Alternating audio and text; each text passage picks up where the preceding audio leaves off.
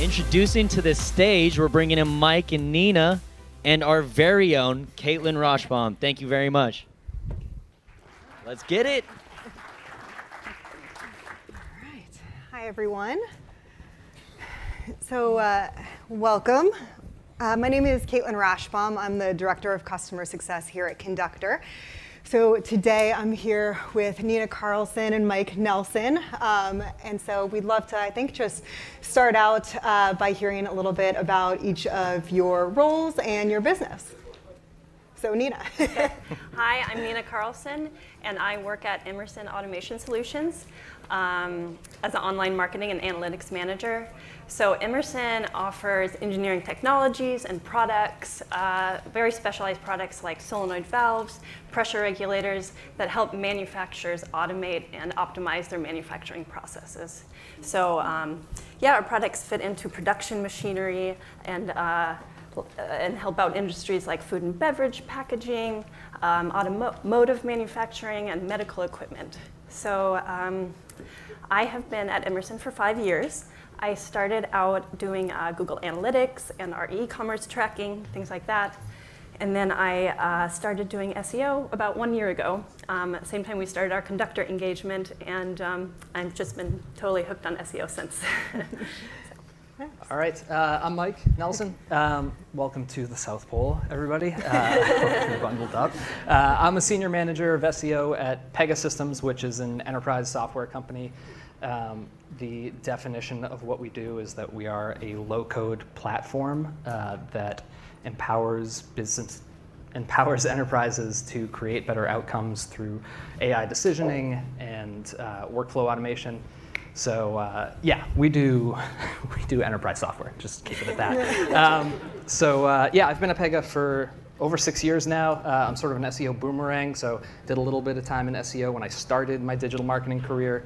Swung over to agency life for a little while and did everything digital, and then came back to in-house SEO and have been loving it there since. Great. Well, we're here today to talk about really just winning strategies for enterprise B2B brands and kind of how you can stay one step ahead of your competition. So as a level set, I think we'd love to hear a little bit about your SEO teams within Emerson and Pega. So Nina, can you tell us a little bit about your team? Sure. So I am part of a larger marketing department, but I am the only one responsible for SEO activities. So I work very closely, collaborate very closely with our web content creation teams, our product marketing teams, the business. So I'm kind of both sides of the coin. I'm driving the keyword strategy. What topics can we write about? Where are our biggest opportunities? Kind of high-level stakeholder communication where SEO wins, but also I'm on the SEO operations side. So I'm individually optimizing each URL, responsible for the tracking and reporting. So kind of an all-around SEOer. And you're kind of a one-woman show, right? You are SEO. Yes, I'm part of within the larger marketing department, I'm on the digital team, which is about 20 people. Okay. And yes, I'm responsible for our SEO activities, but trying to make everyone secretly into a little bit of an SEOer. Yeah. I don't miss those days. I have a team. It's a small team compared to maybe some of you. It's a huge team compared to others. But there's 3 of us. We all have sort of different focuses. So I focus on the overall SEO strategy for Pega.com. I have another member of our team who is focused on just like optimizing existing content on the site, being deep into Conductor specifically to do our keyword research and optimizations there. We have another member of our team who's focused on fixing site issues or identifying site issues and putting those fixes into the right hands, as well as measuring our performance. And I do a lot of other stuff. I don't know. I don't know if we have time for this. But yeah, like Nina, I work with a ton of other teams. It's not just a one-team silo. So I think that's pretty important. We'll probably get into that a little bit as we go on today. Yeah, and I know, Mike, you were really the first SEO at Pegasystems when you started there, and now you have a team. How did that how did you grow in that way? How did you convince the business to allow you to hire more SEOs? Yeah, I mean, first and foremost, it's about having great advocates at the top. So shout out to Zoe. I know you're watching from home on our team, who's been leading our site experience and optimization practice for a long time. And we really just found the point where we hit a critical mass. The day-to-day SEO operations plus aligning that work to our greater business strategies, permeating through other people in marketing to make sure that SEO is part of what they're doing as well. Once we hit that fork in the road and said, like, all right, there's too much SEO work to be done here. I think that's the point where we're able to start bringing other bodies in. So there's hope. Well, we had joked before that I am you 3 years ago. Yeah. So what was really that trigger of like, I have all of this SEO work to do. How can I gain traction? How can I gain more I think help, support? Yeah, I think it's, when we started to, I mentioned before, permeating into other teams within our marketing practice. Once everybody started to get on board with the value of SEO, and this ropes back to something that Catherine was just talking about in the last session here, building trust from SEO to other teams and showing them the value that you can bring them.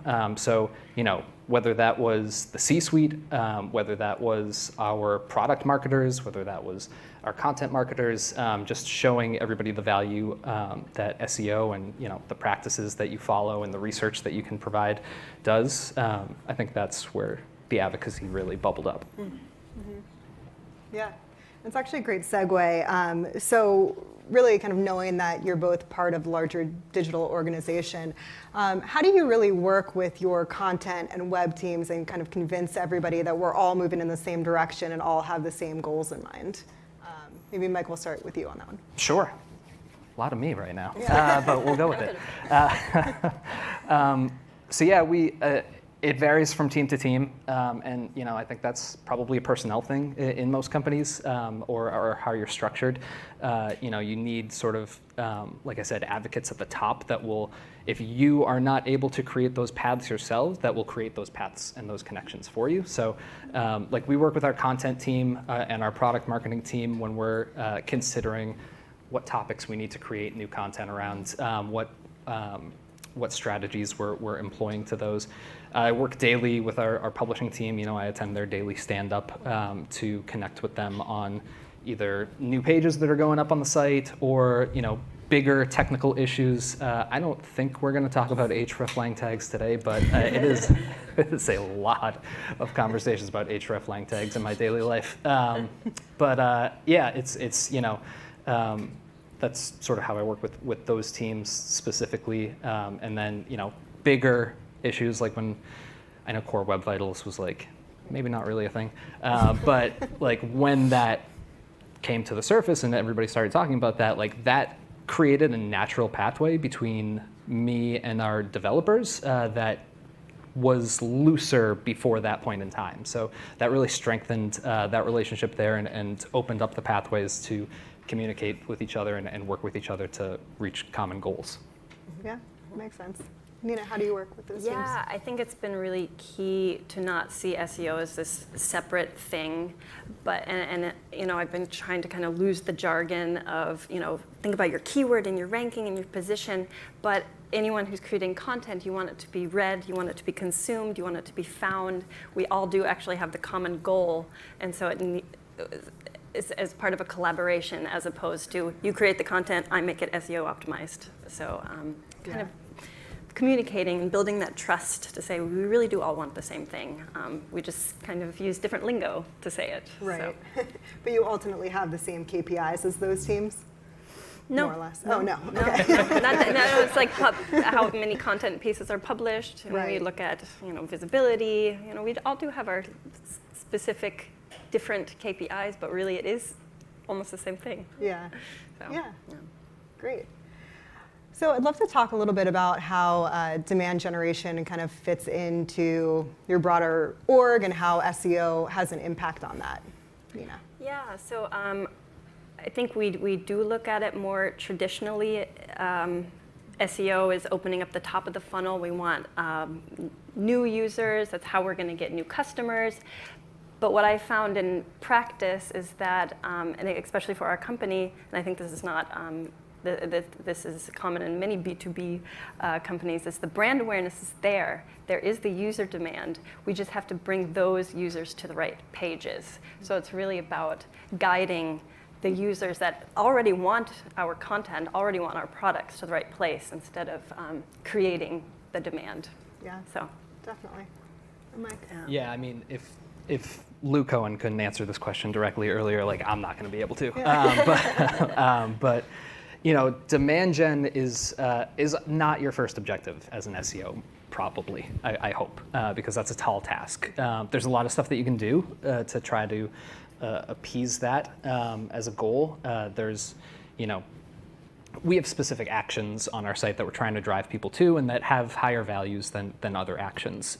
So where you can integrate those actions and those opportunities for people to take those actions, you know, it doesn't always fit seamlessly into your SEO pages. So you have to sort of strategically figure that out and figure out like, all right, let's say I'm creating a really high level piece of content that's like a what is kind of page that's just trying to rank well for a really high search volume term.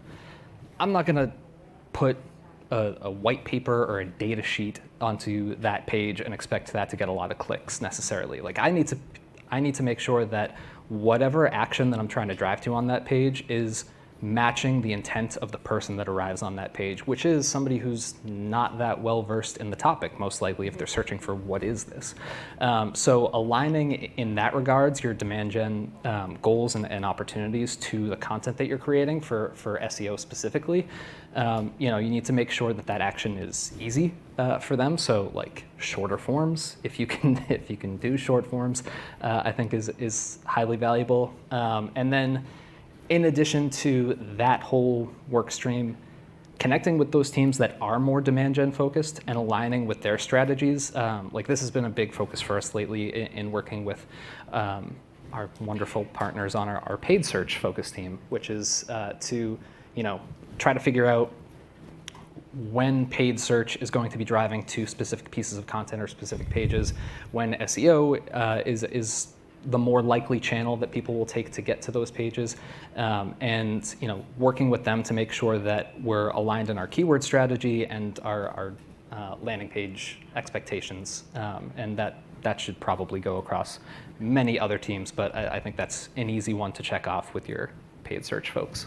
Yeah, absolutely.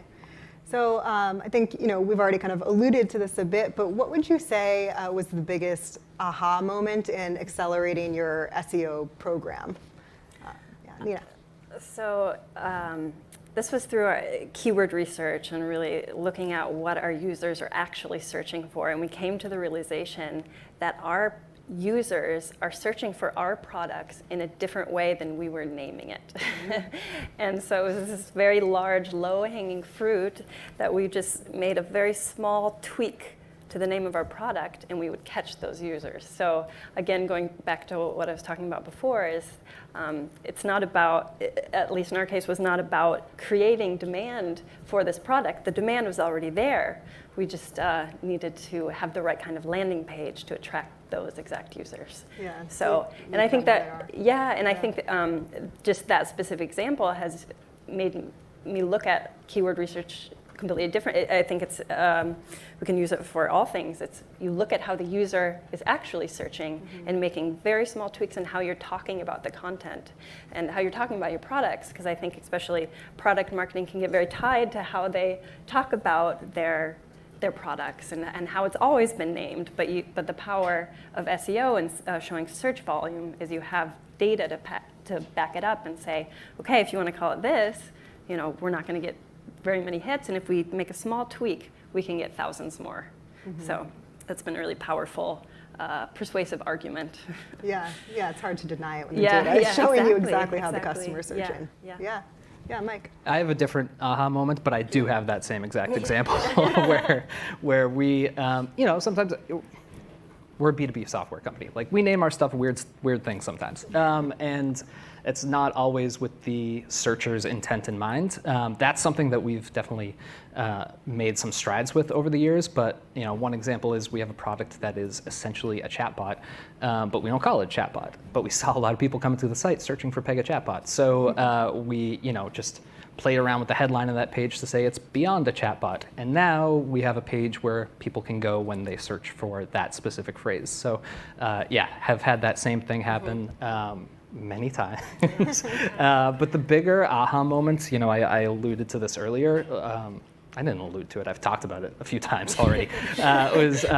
Is figuring out what is the most important thing that you can provide other people in your marketing department and your marketing sphere. So, you might think hey, our keyword rankings are on the rise, they're improving. This is gonna be great to show to that team. That team probably is working towards different goals than keyword rankings. So making those connections with folks within marketing to understand hey, this team is going to be more interested in seeing keyword intent alignment. This team is going to be more interested in seeing what Conductor, cheap plug, I don't work for Conductor, what Conductor provides very easily in their market share tool, where some teams are just heavily interested in even more so than how you're performing against competitors and which competitors we're behind in your search space. So making those, figuring that out, what is important to other people was something I didn't really consider at the start when I was working in SEO. It was I gotta hit my goals, I gotta hit my keyword rankings and improve the site's performance in that way. But everybody else in marketing might be working towards different goals, and you can oftentimes provide them with something that they'll find valuable or helpful. Mm-hmm.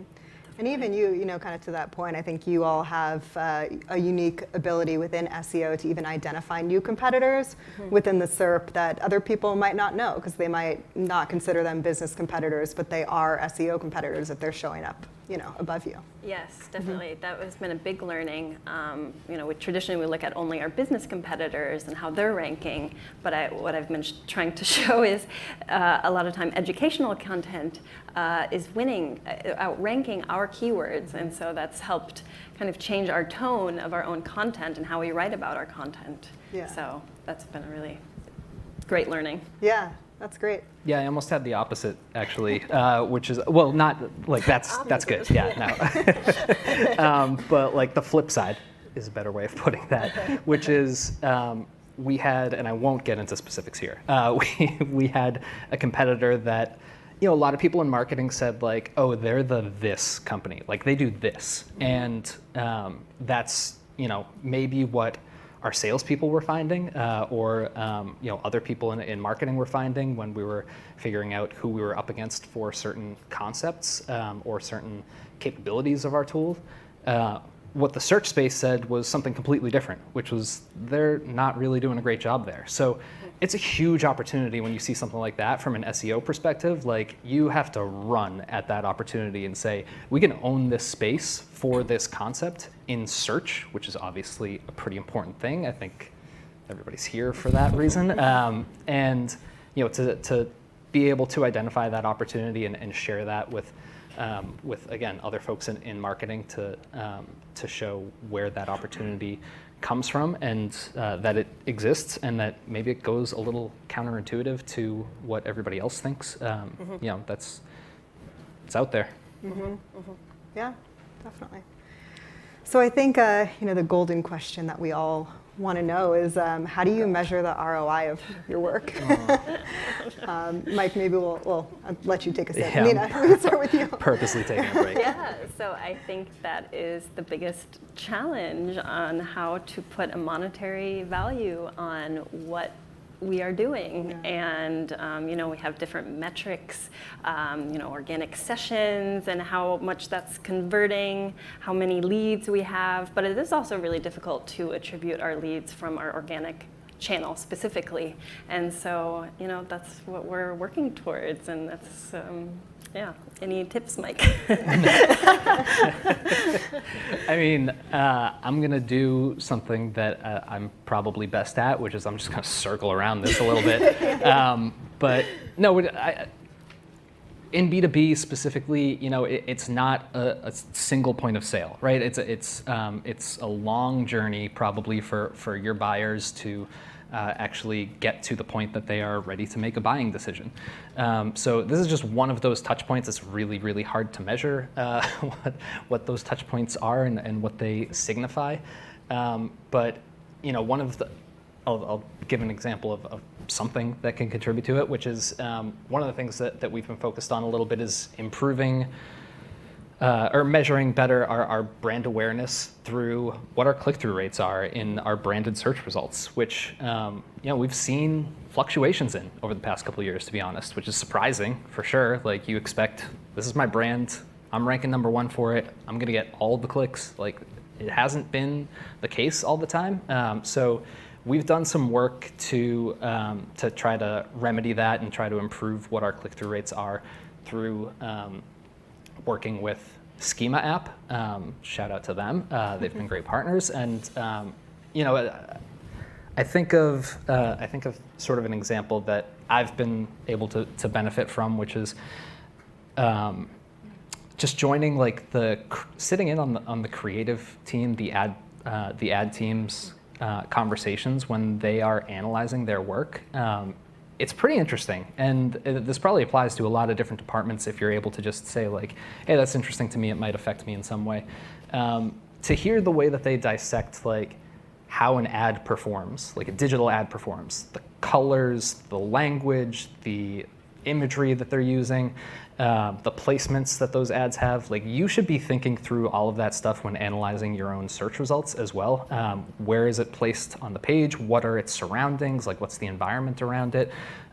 What is the terminology that I'm using, obviously, and the descriptions that I'm writing towards that. That stuff has a pretty huge impact and can obviously impact your click-through rates in the same way that ads can. So I think it's important to take that sort of critical lens to your work. Yeah, absolutely. Great. Well, thank you both. This was a lot of great insight. I think we're going to take some questions from the audience. I don't know if Nabuki is out there or he's somewhere. Yeah, thank you very much. We're actually going to go around and start passing around the mics. I'll give this one to you here.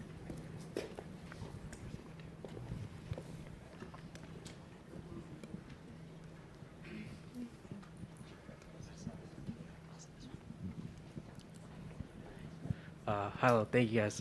Really great stuff, thank you. So you guys talked a lot about educational content, and one of the biggest, I definitely agree with what you guys say, definitely should be, made, should be out there. One of the biggest pushbacks I get is, but the customers we're getting, they already know what that stuff is. Mm-hmm.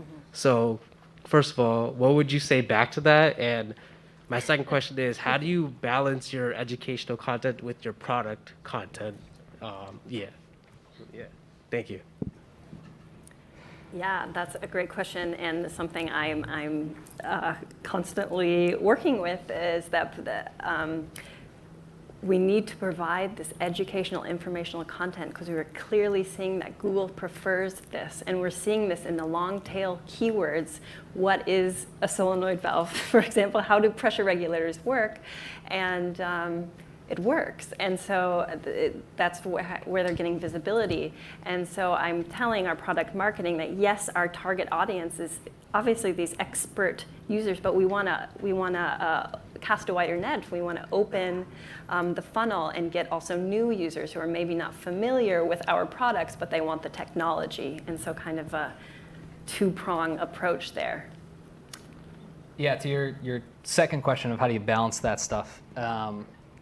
There's a concept that's I've heard a few times today of tiering your content. I would recommend doing the same thing with your keywords. If you're keyword focused and you have a giant set of keywords that you're looking at every day and figuring out how that works, trying to bucket those to align to what the buyer's intent is at different stages is huge. Like If somebody is searching for one of our branded product names, I want them to go to the product page. End of story. But if they're searching for that concept or that topic that's related to that product, I don't necessarily want to get them to that page necessarily. Their intent's a little different. It's a little more elementary, and yeah, like Nina said, like you got to provide that educational content that'll address what they're looking for. Boy, I said and I had nothing else to say. Next question. No, but I think that's exactly right, is you need to map what kind of keywords, are they asking questions? Then make a campaign page. Are they typing in the product, the exact product? You send them to the product category page. So you have 2 pages about the same product, but 2 different intents. Great. Thank you. Hi. Sorry. My question is more about the content creation and SEO, I guess, optimization at the same time. Nina, you mentioned something it's relevant to how our team works is the content's created and then it's kind of optimized as a reactive matter. Is there something that you're thinking about of how to make that more of a template or education, something you can educate the wider marketing team to say this is our SEO strategy, this is how you should incorporate it in the content before it's delivered to you to make your life a little easier? Absolutely. And so, we had to start somewhere. So it was, you start optimizing your existing content. And so from that, you learn how to best optimize the strategy you want to go. And then that's exactly what I've been doing, is educating our content creators to incorporate keyword research from the start, because you can just burn out sweeping up the content after it's already been created. If you have that right from the get-go and you have that trust with your content creators and they see the benefit of having the keywords they want to rank for right in their titles and their header tags, it selfishly makes my life a lot easier, but benefits everyone. So absolutely, that's the ideal, is to have it baked into the content creation strategy from the get-go. How did you get there with them? Because I know we hear from a lot of customers that their content team will come to them after and say, can you SEO this? Yeah. Which yeah. It sounds like you haven't figured out. Yeah. And it's about building that trust over time. We do a regular meeting with the content creation team where I show wins. Look, these pages we optimized, and look, the organic sessions went up. Look, we're ranking on page 1 for these keywords. And so there's that buy-in there. And now it's gotten to the point of, yes, they come to me. I've almost become like a SEO consultant within our organization, because they see the benefit for them, and just doing it right from the get-go, like that. That's great. Yep. I'm just going to throw on top of that to be Do annoying. Piggyback. Yeah, I will piggyback on that. If you have the time, the resources, the personnel, creating sort of content maps in advance, that's going to help you for years to come if you take the time to do that now and understand where the gaps in content are on your site. You can figure out later, I guess, what the format that content should be in and what the keywords are going to be that address it. But if you go topic by topic and figure out, hey, we don't have good enough pages on this concept, that's going to help you a lot.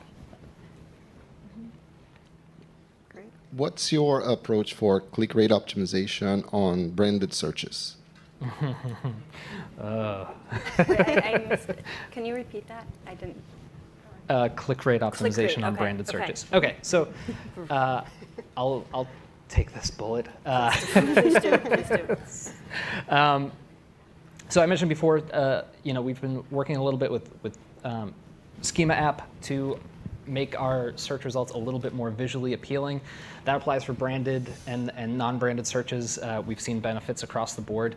Something as simple as FAQ markup, where you just have a little bit more space in the search results. We saw an immediate benefit once we rolled those out for branded and non-branded searches alike. The other thing, oh boy, the other thing that we've run into a little bit is, we have a few different sites that live off of Pega.com. We have a site for our developer community. We have a site that's a forum that where people can ask questions directly. And some of those pages are better suited to answer direct brand searches than the pages that we have on our more marketing focused site in our .com. So one of the things that we've done, and this goes back to knowing searcher intent and trying to cater your keywords towards different intents, is we've worked with those teams to where we've seen their pages above our pages. We've worked with those teams to sort of balance that out and make sure that it's like very clear in the title tags and descriptions what somebody's going to get when they arrive on that page, so that we can differentiate between who's arriving on what page. And that's those are two hopefully easy-ish ones for you. I don't have anything to add to that.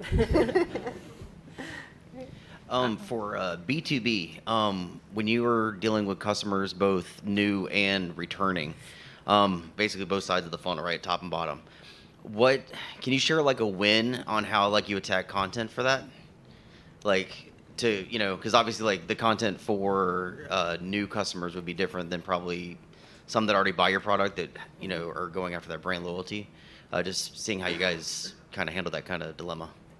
It took me like 2 minutes to find you. I see you now. I don't know if you can see these lights, but they are bright, and I cannot see anybody in those last 5 or 6 rows. All right, so wins on that front. I mentioned earlier creating like explainer style pages, that are addressing high level questions. That has been really successful for us, especially when we've identified concepts that are not very clear that we talk about on our site. So let's say like one of our products, you get to the product page and it's like diving right in. And if you don't know like these 10 things before you get to that page, like good luck. We've found those as good opportunities to address the top of the funnel, which are people who don't understand that concept yet. And later on down the line, I would say sort of the inverse of that, which is kind of a lame ending to that answer. I think that goes back to kind of one of the previous questions about splitting between, informational, educational content. So that's where you're targeting these top of the funnel users who are asking the long tail keywords, the questions where you want to explain your technology.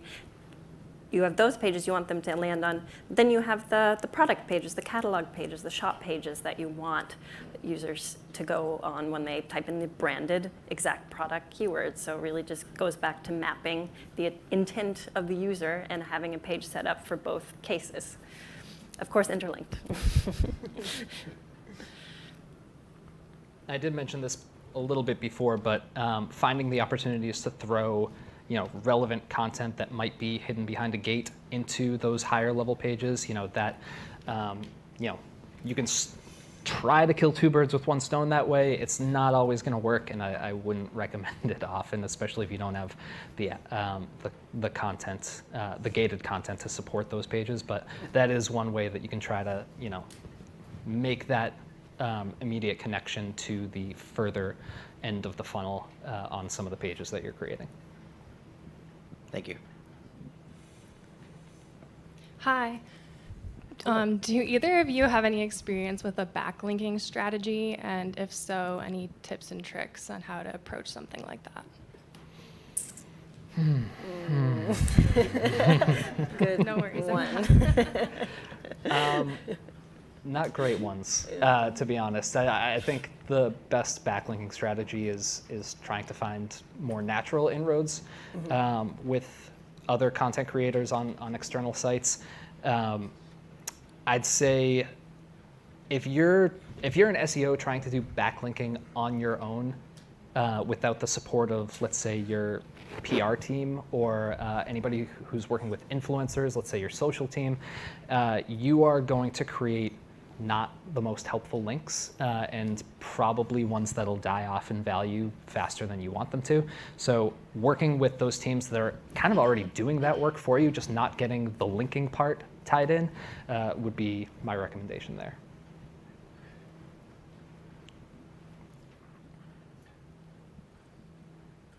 silenced the crowd. There's one up there. We're Backlink running out. question. Hi, I'm all the way in the back. I just had a question about, when you do have an experience that you're trying to create where it is partially educational, partially products, and you want to create like a hub or something of that nature. What are your feelings on creating tabs for that type of experience, and how does tabbing affect SEO?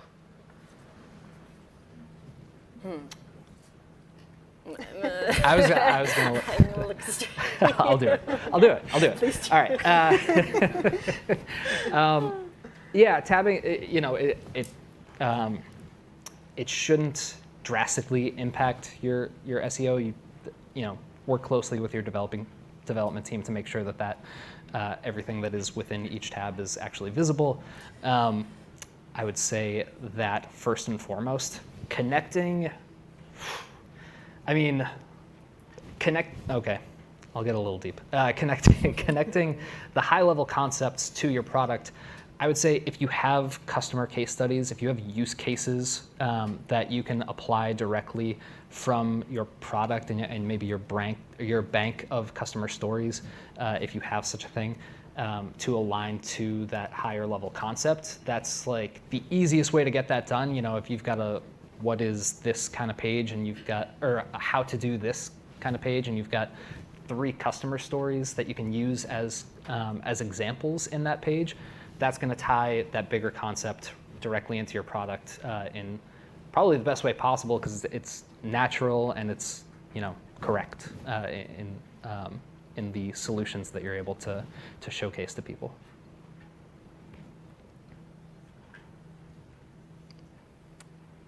All right. Any other questions? Yeah, there's one. Hey, so I come from a pretty strong B2C brand and operate a marketing site focused on our B2B products. So oftentimes when we hit a high volume keyword that resonates with the consumer segment, we see great search results. Wondering if you've got any thoughts around focusing our traffic and search intent based on that business customer. I thought we weren't letting B2C people into this. Please leave. No. So, for example, if a searcher is searching is a consumer and is searching for a term that we rank for, clearly that's not producing the ROI that we're looking for. Oftentimes, the decision as to what our keywords are that we're focusing on is really a gut reaction. Wondering if you've got thoughts on driving this with data.